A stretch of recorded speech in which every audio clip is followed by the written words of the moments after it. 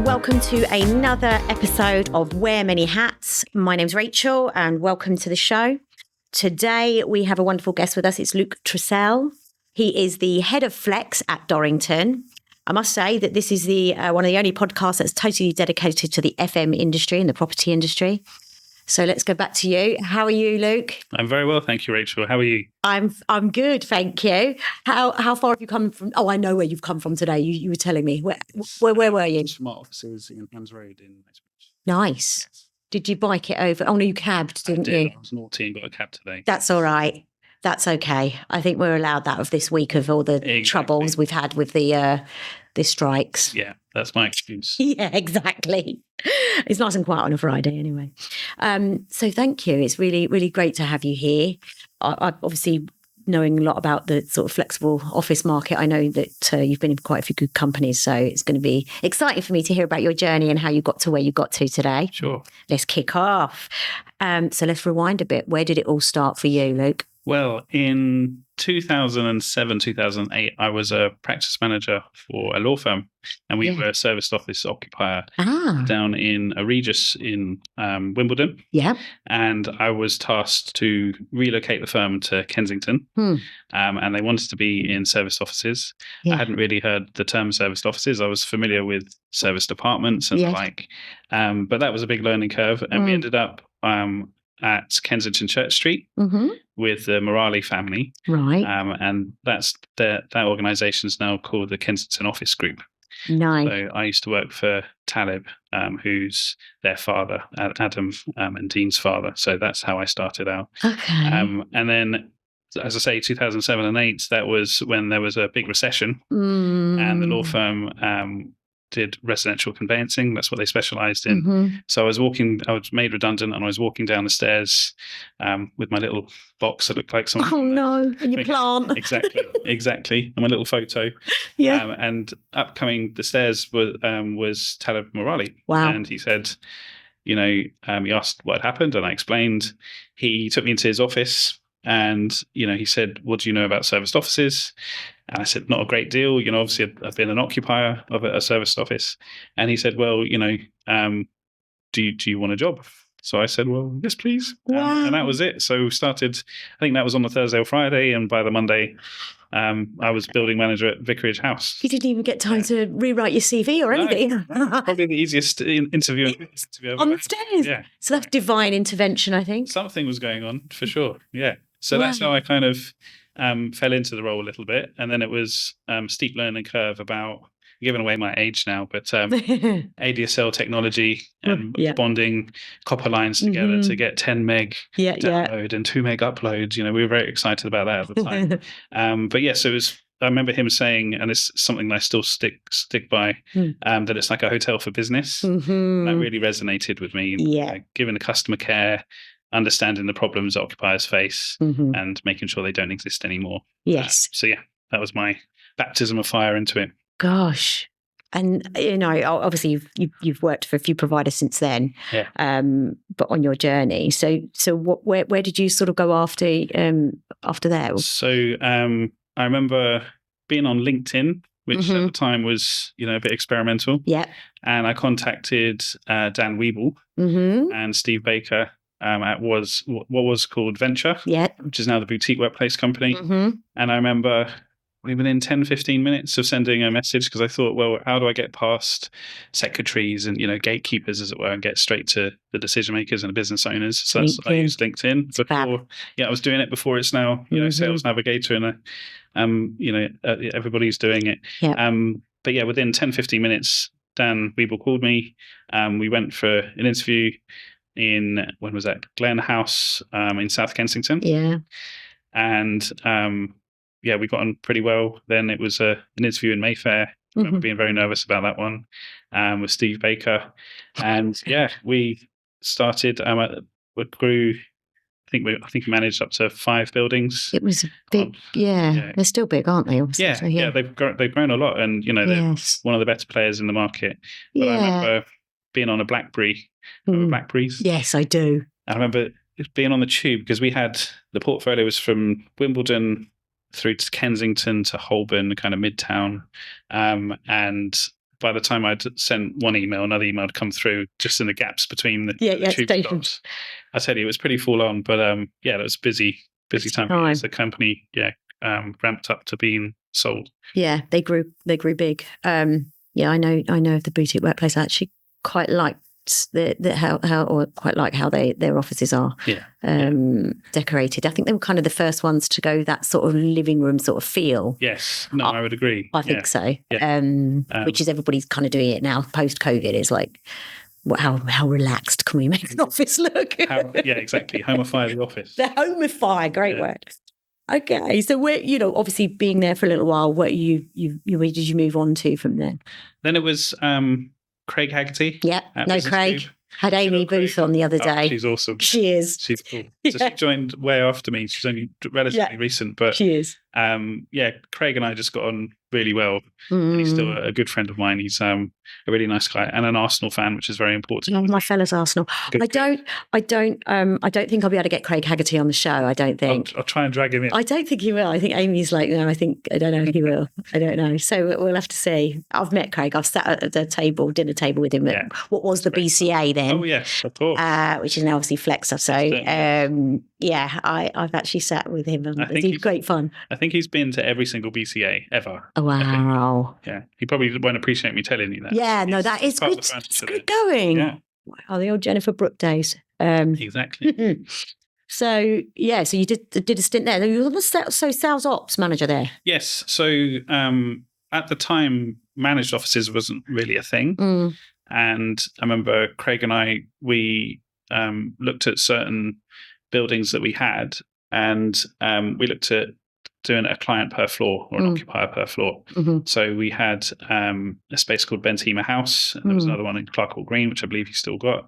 And that was our model, really, is instead of dividing up the space like you would a traditional serviced office, we looked at it a bit differently and said, well, what about a floor plate of 5,000 square feet to one occupier? Can we do that? Yeah. And, at the time it was a bit experimental. And I remember we signed a big company called SimilarWeb.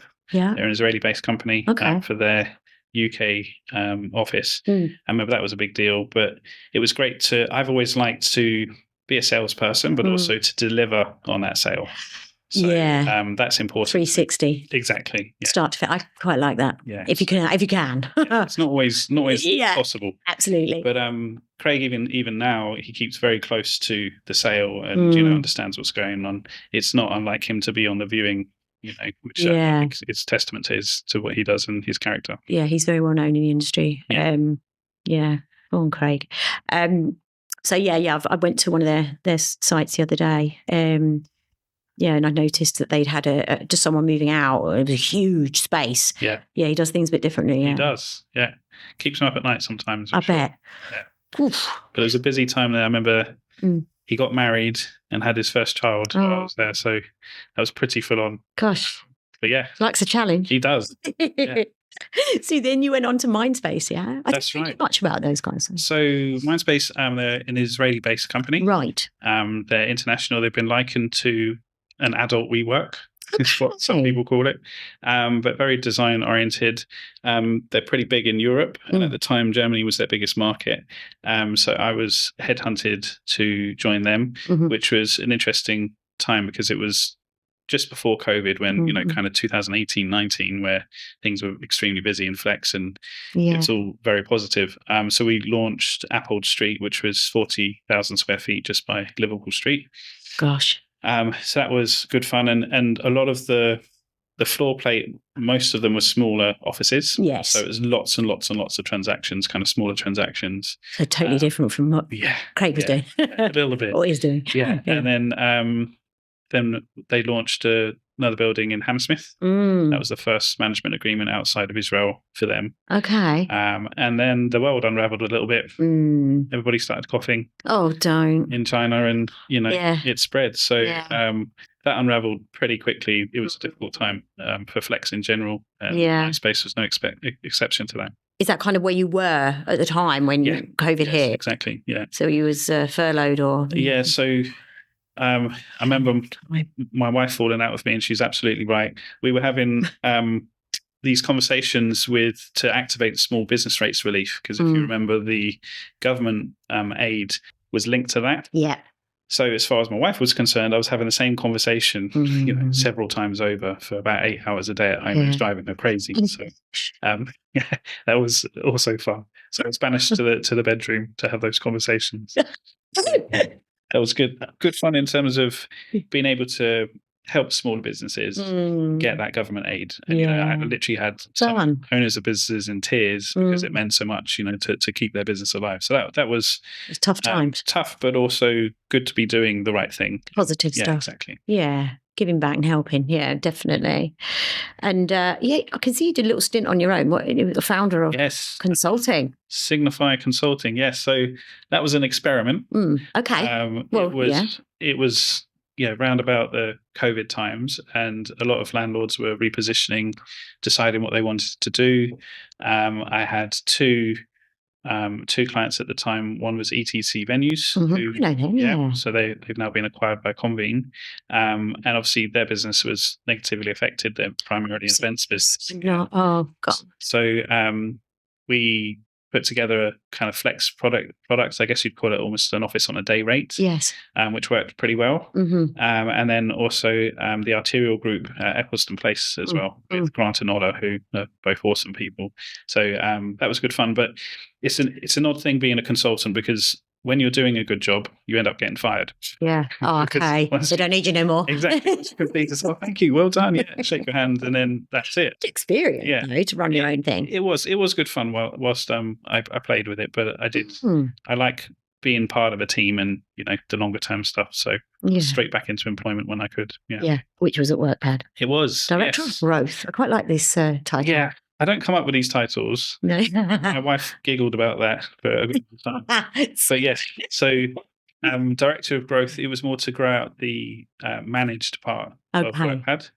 And, that they've got the West End pretty much locked up, which was good fun. Yeah, and we worked with a few of the traditional institutional landlords to reposition some of their offering as managed, and that worked pretty well. I think we did the biggest deal that the company had done. I don't know if that's still the case now, but that was great to a well-known US-based TV production company. So that was quite cool. Oh, exciting. So we delivered on that. That was at WorkPad.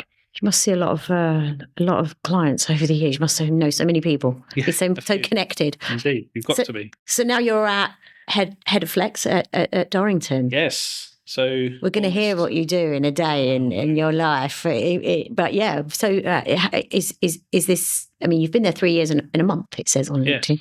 It's almost 3 years to the day. Yes. Wow. So joined in the September, and it's been quite an experience. I mean, Dorrington, an amazing company. They pride themselves on their reputation, and understandably so. We always look for buildings that have good bones, and then look to reposition them, refurbish them, and get them to a best-in-class asset level. Sort of high-end stuff, isn't it? Yeah. I've seen a couple of your buildings. Very, very nice. Yes. Grade 2 stuff going on, and yes, it's good fun, and the getting the balance between being true to the heritage of the building and the character of the building, but also introducing new technologies and, overlaying that as well. I love those types of buildings. Yeah, me too. I do love the glass ones that you talk in, everything's so modern and efficient. Yeah. But I do love the grade 2, and especially how people refurb them. They're just brilliant. Exactly. Yeah, no, I much prefer those buildings. Some of the glass ones, I feel like I can get off at the 10th floor or the 12th floor and not quite sure which. Absolutely. Yeah, and that happens a lot, doesn't it? You come out the lift and you go, oh no, get back. Exactly. Yeah, they do look the same. I totally agree with you. But I guess they've all got their benefits some way or another, haven't they? Very true. Okay, so I mean, you've obviously mentioned your path there, and it's fantastic. You've worked for some really good companies there, and I guess you probably knew that you were going to go on this path. Do you think, or well, I don't know, because you kind of went into it and sort of fell into the serviced office side, and then obviously you met Talib on the stairs, and that was it. He was your push, I guess, wasn't he? Yeah, and I think having a young family as well helped me get a bit of focus. I wanted to practice law, but then I think I love flex in general. I think real estate is an interesting, career anyway, but especially flex because, you meet such a cross section of people at all levels, from your cleaners all the way to business owners. And it's still a hugely growing, exciting part of the property industry. Evolving, yes, and it's evolved so much. Got a lot of guests on here from the flex market, and seeing the changes, especially post-COVID, is the way that getting people back into the office. We've spoke about this before, but it's changing and evolving. It's exciting times. Turbocharged at the moment. Turbocharged, great. I love your words. So, who gave you your real push? Do you think it was Talib there, or you've obviously yourself and your family? I think I owe him to a point in terms of expose me to the market. But I think Dan Weeble definitely helped. He's a great guy as well and very entrepreneurial. But I think my wife as well, we kind of bounce off each other. Yes. She's very passionate at what she does as well. So that certainly helps. I kind of encourage her along the way and vice versa. So I think we're a good unit, and that's really helped us. Good team. Exactly. That's what it's power couple. Indeed. Love that. To be. No, that's good. That's good stuff. So that's lovely. Giving her a shout out as well. Absolutely. Hi, Michelle. Hi, Michelle. So let's go back to Dorrington and what you do in a day. So what does it actually look like for you day to day? And this is where the many hats comes in, I guess. Yeah. So, it's quite a pretty varied role, I would say. So being head of Flex, when you break that down, what that means is more sales and operations. Yeah. So on a Monday, a Wednesday, and a Friday, I'm usually at our offices in Knightsbridge. And Tuesdays and Thursdays, I'm actually on site at our Flex buildings. Okay. The two major buildings that we have are Hamilton House and Temple Chambers, down by the river there in Blackfriars. And so on a Monday, it's usually getting my ducks in a row for the week, and just looking at where we need to be by the end of the week. There's a kickoff meeting that we have for the Flex team just to spot any kind of bottlenecks or areas of support they might need. That's usually on a Monday. And then Tuesdays, there's the sales marketing meeting where we summarize the interest that we've had and, chew the fat, as it were, in terms of what the market's doing. And Wednesdays, I have a 2-hour meeting with my director, Rob, and we discuss all things in minutiae detail all the way through to the bigger stuff. I benefit from his guidance. He's been with the company for 40 years. Wow. Yeah. So he needs to come on the show. I'll see. I'm not sure if you're ready for him, but I'll see if I can make it happen. But yeah, so and Flex has been his baby at the company. It was he that introduced it to the company. And then Thursdays I'm back on site, so it could be occupier meetings, it could be renewal meetings, that sort of stuff. Just understanding what we're doing at ground level. So there's another management meeting that happens every week there, where we've got most of the stakeholders of the team in a room, and we bash out everything from what are we doing on events, any complaints that we might have, any issues that we need fixing, all that sort of stuff, and just using technology to kind of bring everybody's role together. We'll be talking about that, won't we? We were, yeah. So you that seems really structured, and I'm assuming that it's not. It doesn't always flow like that. I'm going to tell you it's structured. Yeah. That's again the beauty of Flex, is that you can try and plan it all out. Yeah. And on the tube on the way in, if the tube's running, of course, exactly. Then that can all change. But I try to keep. It's a relatively loose structure, but it is structured, and to try and be a bit more proactive rather than reactive. Yes. Inevitably, you do need to be reactive to because you just don't know what happens. As buildings can be unpredictable, as can people be. Yes, people in particular. Yes, exactly. So, gosh, that's a lot that you do. So let's talk about challenges. What's testing you right now in your role? Market volatility a little bit. Okay. People are a bit more hesitant to sign deals and things. I think there's still a lot of interest out there, but deals usually used to be very transactional and Flex, completed within a week. I think that's certainly slowed down. Whether or not that's because of the geopolitical situation or, we just had some figures released in terms of the economy and things this morning, and it hasn't really grown, as much as people expected. So it's tough out there to a point. That being said, we got stable occupancy of over 90% across our buildings. That's really good. Yeah, so we must be doing something right. But then there's also Temple Chambers, for example, isn't a completed building fully yet. So there's a lot of work there to get where we need to be and get the asset where it needs to be, but still retain that excellent customer service. And sometimes those things don't necessarily go hand. And you're dealing with all of that. Myself and my team. Yeah, of course. Yeah. Heading it up, of course. Indeed. Yeah. There's no I in team, is there? Although someone did tell me there is a me, but that's another thing. Brilliant. Okay. Yeah. Now I'm looking at it different. Yes. There's a lot going on for you guys at the moment. That sounds exciting. I mean, you're 90%. We couldn't ask for more than that, really, could we? Exactly. That's what we underpin our model on. So anything more than that, we're very happy with. That is pretty outstanding. Well done, guys and girls. So where do you think? I mean, you obviously just mentioned about the industry. It's a bit unstable times at the moment. Where do you think? What's exciting you?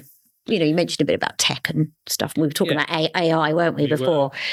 So I think landlords entering the flex market arena is really positive for flex in general. I think so. And I think there's been a big learning curve from institutional landlords, because they approach property in a different way. Some people would say it the proper way, how surveyors approach it and the investment model and valuations and all those sorts of things. So the flex industry has had to kind of grow up pretty quickly in order to satisfy, what they need in terms of valuation. I think the fact that flex is growing at such a pace and that occupiers definitely want some kind of flexibility is certainly positive for the industry. Yeah. In terms of technology, again, there seems to be a bit of a data kind of battle at the moment with everybody wanting occupier data and perhaps to feed into AI as well. Yes. So I think that's interesting as long as it's controlled in the right way. Yeah, I think at some point we may need to change the questions. Literally, most of you are saying the same thing. Like you need to have some sort of balance when dealing with these. I mean, it can be positive and work in a way, but you've got to be careful what data you're putting in to get out, and you've got to know what you're doing, I think, a little bit. Yeah. And there's a bit of that as well, because AI has come so far so quickly. A lot of people want to adopt it, which again is the right thing to do. But like you say, it's understanding what it can do and can't do, and what the risks are. And exactly. And got to be kind to it. Indeed. Say your please and thank yous. Exactly. I always say that on every show. It's so silly of me. And tech. And what about sort of tech within your buildings? I mean, because you're traditional, very traditional buildings. What are you quite high tech as well? Or? Well, depends. I think some people would say yes. Some people would laugh at me. But we've certainly come a long way. I mean, we now have all the things you'd expect in a serviced office, really. So you've got, your members portal, being able to book online for meeting rooms, all that sort of stuff. Okay. But we're also looking at, there's certain software you use, for example, Trello, which really brings everybody together. Oh, I love that. Yeah, so it's pretty collaborative, and you can break it down into tasks and calendars and stuff. And that just helps when you've got lots of stakeholders that might not necessarily be in the same room. It just brings everybody together so that you can get things done quickly. Yeah. And there's a bit of accountability there, which is always positive. And then we've also implemented a CRM. So when I joined, we didn't have a CRM, which was painful. Yeah, I know. But now we do. And so that takes it, an occupier journey from kind of brand discovery and asset discovery all the way through to becoming a customer and even exiting and records that whole process. Yeah, I can't work without a CRM. Yeah. I couldn't, so that's why we changed. My memory I just wouldn't be able to hold it all in my memory. Yeah, I mean, I'm of age, so I'm starting to forget things. But I think it keeps you so organised as well, reminding you to do stuff that you may have forgotten. Exactly. Or and keep everything nice and structured and in one place. Structure that you can then tap into and learn from as well. Have educated decisions, data-led decisions. Yes. Very important. Absolutely. You can see what works and doesn't. Otherwise, you're just speculating, really. Again, you've got to be careful what you put in to get out what you need. Yeah, you need to know what you're doing with these systems, which then comes down to provider giving you the right training and stuff. So. Exactly. But I couldn't work that CRM. So, So we mentioned AI. You did. I'm a huge fan, as you know. What does it mean for you in your space right now? Well, I think is it a foe or a friend? I would say it's a friend, but I'm cautiously optimistic about it, really. I think, as I say, there's a lot of different companies and institutions that are looking at how they can get that data. Yes. And it's interesting to see what they're going to do with that. And there's privacy rules and things like that. But that's one of the reasons the Workspace Intelligence Network has been set up. It's an operator-led data alliance. And that's operators themselves controlling that data. And I think in the past, we've been charged for our own data, which doesn't make much sense. And also it's in the hands of people we probably don't want it to be. So I think it's important to control that story and be a bit more collaborative, and a bit more professional and learn from each other and be on the same kind of. That's it. Another guest spoke about that, about being collaborative with it, with the data. Yes, I mean, it'll help you all in the end, I guess. Yeah, exactly. I mean, if you're looking at a particular area, and these are big decisions, big financial decisions. If you're going to go into a certain asset or certain location, and you can't go in there blind. No. And really, if you've got it from the operator, it's also, it's from the horse's mouth as well, rather than perhaps agents. And don't get me wrong, the agent-led data is very important as well. But to control some of the narrative around the data that we have, I think is pretty important generically for operators.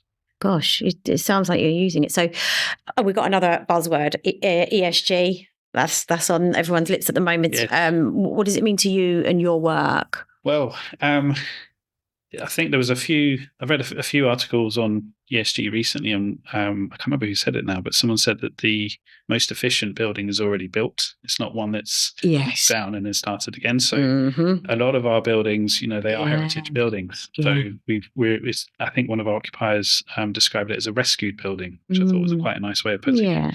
So that really helps with that anyway. But we look at things like we've got a waste recycling lift, for example, that weighs all of the recycling that we do. That's good. So that we can then look at that data and provide some data back to our occupiers. That's great. So they can track their carbon footprint and these sort of things. Yes.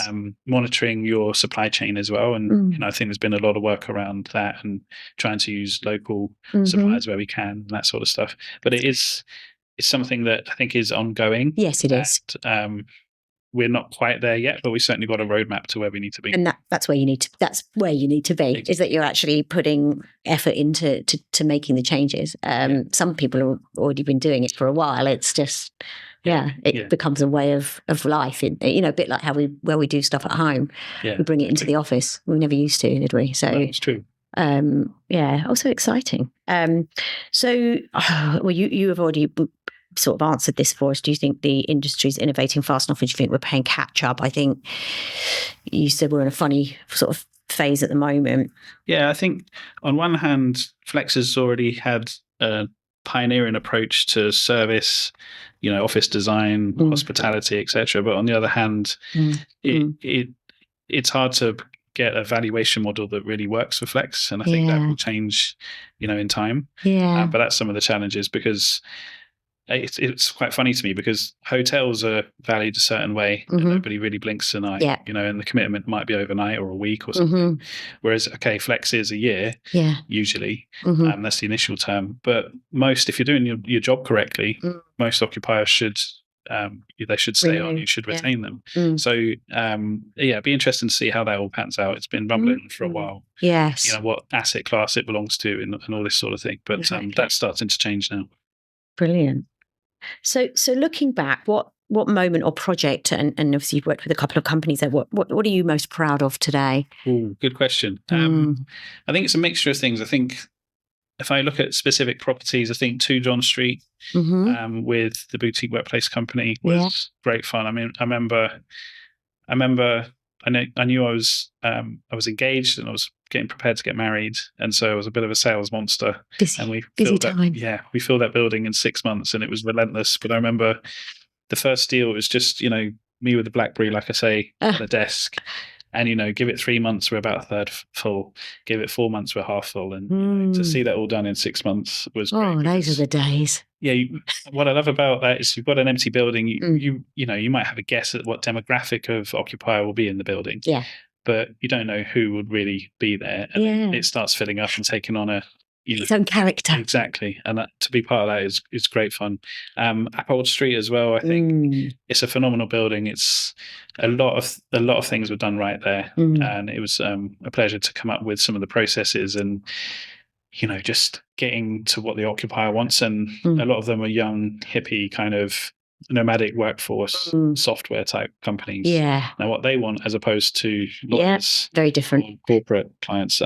So that was great fun. But also the second part, I would say, were the teams that I've either made or been part of creating, and seeing where some of my colleagues have ended up as well. That's been really special. And some lifelong friends, I think.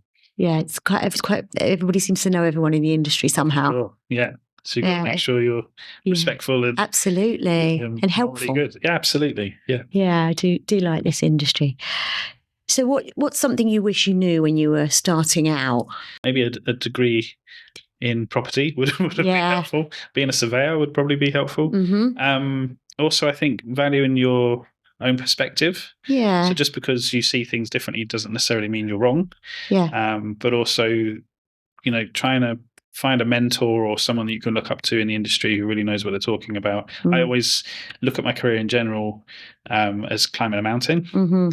So, before you go and take on a treacherous or difficult thing, you'd perhaps ask for specialist advice, make sure you've got all your equipment and that sort of stuff. So I think instead of rushing headlong into it, which sometimes I can do, I think slowing down a little bit and learning from those that are ahead of us, I think is important. Yeah, that's really good advice.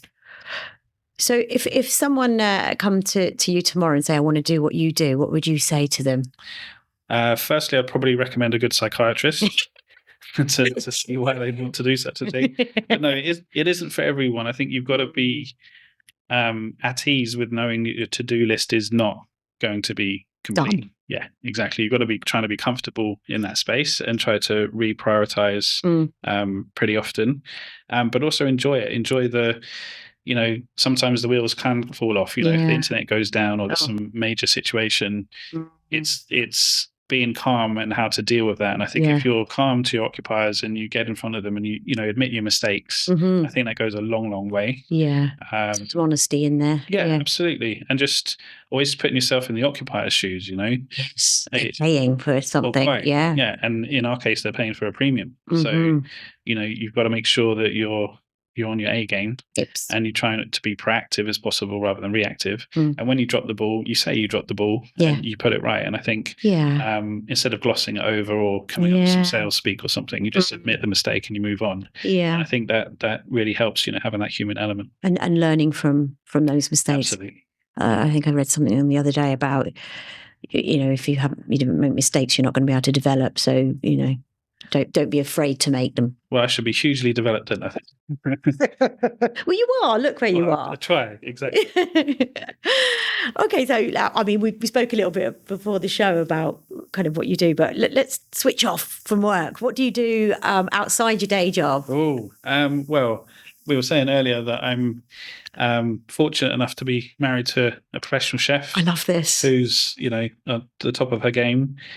So thankfully, I get to eat amazing food and lots of different types of foods. And occasionally we're out to, restaurant openings and that sort of stuff. Oh, how exciting. I know. So I'm very lucky in that regard. So travel as well. We love traveling. And again, food's a big part of that. Yeah. I'm quite a family man. So my youngest son is now starting year 11. Oh. So scary times for him.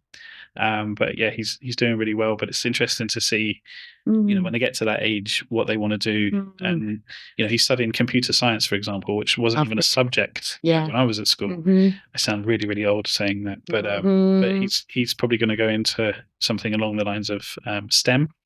Okay. So science, technology, engineering, and maths. Wow. Yeah. So he obviously got his brains from his mum. But what we do outside of work, I guess, as I say, food's a big part of it. I'm trying to stay fit, not quite as fit as the wife or my son's big into that at the moment.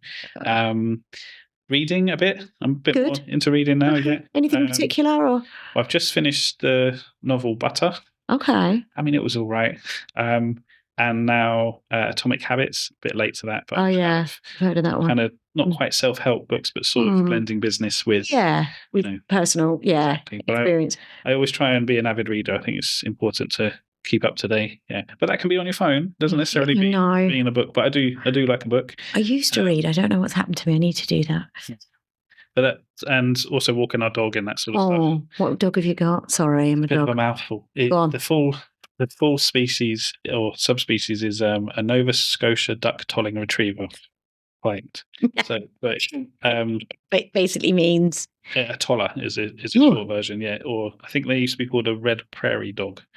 They're the smallest of the retriever family. Yeah, special then. Well, he's special. He's definitely special. He's not the sharpest tool in the box of him. It's quite funny. He knows Michelle's the boss. Oh, really? Yeah. So if he wants to walk, he'll drop hints to me. Yeah. He'll, like, look at me and then look at the door and look at me and look at the door. But he doesn't do that to Michelle. Oh, he knows. So he knows who wears the trousers for sure. Brilliant. So last question. What's the best bit of advice you've ever been given? Well, I said about, career kind of almost being like a mountain. And one thing I read somewhere, and it kind of resonated with me, is to say, don't be so busy climbing the mountain that you don't take time to take in the view now and then. So you see where you've come from. I think it's human nature to get to a certain peak and want to get to the summit. And we're all guilty of it. What's next and where do I need to go? But sometimes if you just pause, look down, in the valley, as it were, of your career and say, well, do you remember this and do you remember that, and look how far we've come. I think that's very important, just to slow down and take some time out. And I'd also say to be careful how you treat yourself. That's lovely. Sometimes, again, human nature, and we're in a competitive industry and a competitive environment where, you got to be careful to motivate yourself and have that positive stress and energy, as it were, but also just be careful that, you're not almost putting yourself down. Just have goals and be very positive about hitting them, as opposed to, the slog or whatever. You need to change that perspective and, just try and get the best out of whatever it is you're trying to do. That's a lot of good advice in there. So just be kind to yourself. Exactly. That's lovely. Be kind has been on the last few shows, which has been it's one of the things that keep being said. I love that.